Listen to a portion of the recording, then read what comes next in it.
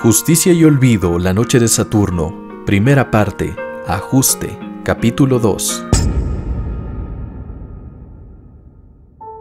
Laura dejó caer su equipaje en la alfombra de su nueva habitación. Ahora tenía un lugar más amplio donde ensimismarse y disfrutar los breves momentos que tendría para descansar en los meses venideros. Cuanto antes buscaría un club de fotografía y un nuevo tutor de piano y guitarra para ocupar sus fines de semana. Tomó su cámara para revisar las fotos que había capturado desde el aire, más por costumbre que por interés genuino. El mundo de plastilina con apariencia de maqueta que todo pasajero de avión ha visto había perdido la novedad de antaño. Es algo fascinante, pero al verse con tanta frecuencia deviene monótono. La primera vez que subió a un avión tomó fotos de todo cuanto pudo: la sobrecargo, algunos pasajeros, los diferentes gestos de sus padres a lo largo del viaje, el paisaje, su propio rostro de emoción durante la experiencia, etc. Ahora solo había 3 fotos para mirar en la pantalla de su cámara digital. Las veía una vez tras otra sin disfrute. Se recostó sobre la cama, manteniendo la mirada fija en el techo y la mente serena, distante del lugar en que reposaba su cuerpo.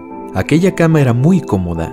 El invierno de la Ciudad de México era más cálido que en Monterrey, donde se congelaba la tubería de gas y el viento frío hacía aparecer escarcha en su nariz. El año iba comenzando. A la distancia vio un reno de madera sobre un tejado. Mientras lo contemplaba, recordó cómo habían sido sus vacaciones navideñas en los últimos años. Lentamente la magia se esfumó, siendo un amargo desencanto saber que ni el Niño Dios, los Reyes Magos o Santa Claus le dejaban juguetes al pie del árbol. Cuando tenía 11 años resurgió su ánimo por la época, pues pedía abiertamente lo que quería y ayudaba a sus padres con los preparativos de la cena. Notó que mientras en otras familias había abuelas, tíos y primas, en la suya solo tenía a su madre y padre, quienes a veces la hacían sentir como un mal tercio cuando comenzaban a besarse. Recientemente había cumplido 16 años y lo único que le parecía agradable de las fiestas era saber que el tiempo libre le serviría para redescubrirse mediante arte e introspección. Un estruendo rompió la calma. Una mujer regordeta había subido para retirar al reno de madera, arrastrándolo ruidosamente como si acabase de cazarlo. Laura se levantó de la cama y observó su habitación, cuyas paredes color mantequilla contrastaban con el azul eléctrico de la alfombra. Había un pequeño estéreo en la cómoda del lado izquierdo, y en la esquina contraria estaba una pantalla de 20 pulgadas. Ciertamente su padre se había esforzado por complacerla. La casa era muy bonita. Se asomó por la ventana para ver el exterior, notando que las otras casas también lo eran, y la calle repleta de serenidad. Decidió explorar el vecindario para conocer mejor la zona y estirar un poco las piernas. Sobre la cama encontró folletos de museos, teatros y los próximos eventos en el Auditorio Nacional. Cerca había un museo y varios parques.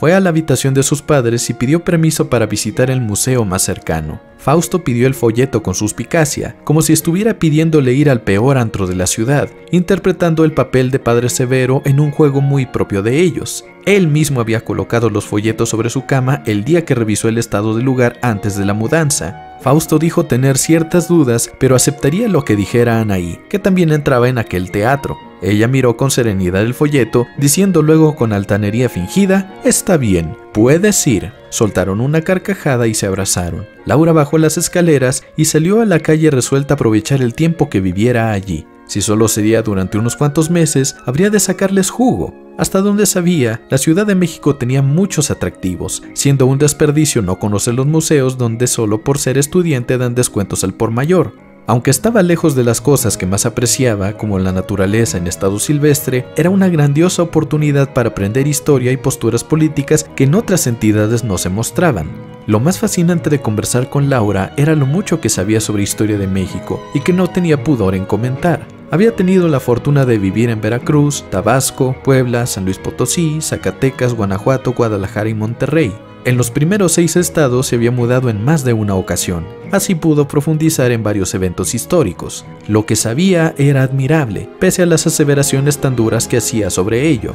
La chica consideraba que la mayoría de tales historias trataban de ambición mezclada con ruindad, avaricia, oportunismo y traición.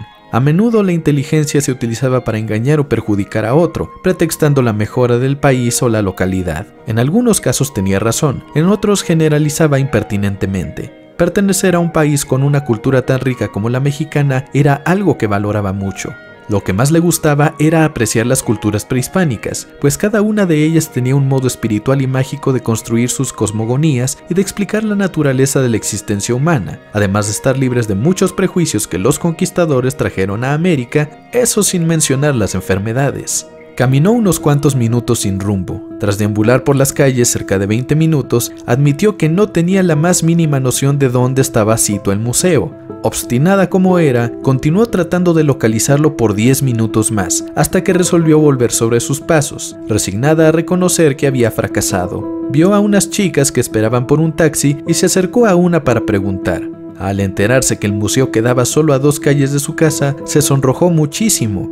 Regresó por donde vino, caminó 2 cuadras hacia la avenida y vio el museo. Tenía una forma poco convencional y, según el folleto, se debía a la inversión realizada por un multimillonario. Estaba engolosinada con la de obras que estaba a punto de ver cuando, al subir por la escalinata que conducía a la puerta del museo, miró el letrero que decía «Cerrado». Regresó a casa frustrada. Fausto y Anaí estaban en la cocina preparando gelatina de durazno y sándwiches de pavo para la cena. Les informó que el museo estaba cerrado e iría a su cuarto para desempacar con calma. Fue escaleras arriba, entró a su habitación, se sentó en la cama y encendió la radio. Para descansar los pies tras tanta caminata inútil, se quitó zapatos y calcetines. Su locutor de radio favorito, Saturnino Gaitán, estaba al aire dando las noticias del día. Tenía una voz profunda y bastante masculina. Había comenzado en internet contando historias de terror y poco a poco se involucró más en asuntos de política. En ese momento estaba dando una noticia muy seria. La hija de un profesor emérito había sido asesinada. La policía no dio muchos detalles. Había sido un espanto sin motivo aparente. Saturnino dio el pésame al doctor por varios minutos y realizó una breve semblanza de los logros de la difunta. El programa informativo terminó e inició el siguiente. La locutora, Xóchitl Palacios, habló sin preocupación alguna, como si la crónica reciente jamás se hubiera relatado, anunciando un concierto de la Orquesta Filarmónica de la UNAM y dejando a la audiencia con el segundo vals del primer escalón, compuesto por Shostakovich. Laura quedó pasmada durante unos segundos mientras la canción sonaba.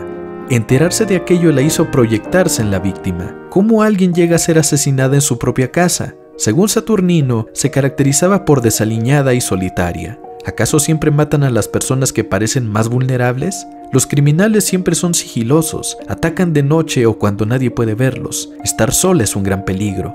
La chica se levantó y miró su imagen en el espejo de la cómoda. Su cabello negro caía sobre sus hombros como un flujo azabache, cubriendo su frente y orejas, tan largo que alcanzaba su cintura. Aquella cabellera era lo que más le gustaba de sí misma, pero ahora que se miraba detenidamente, notaba que con ella parecía demasiado frágil, débil, una presa fácil. Sus ojos parecían sumergirse entre tinieblas, provocando que el color esmeralda del iris de cada uno resaltara demasiado. Obvia cualidad que era muy bonita, pero de tantas formas de serlo, la suya exageraba su debilidad, como si su imagen le gritara que estaba a merced de cualquiera.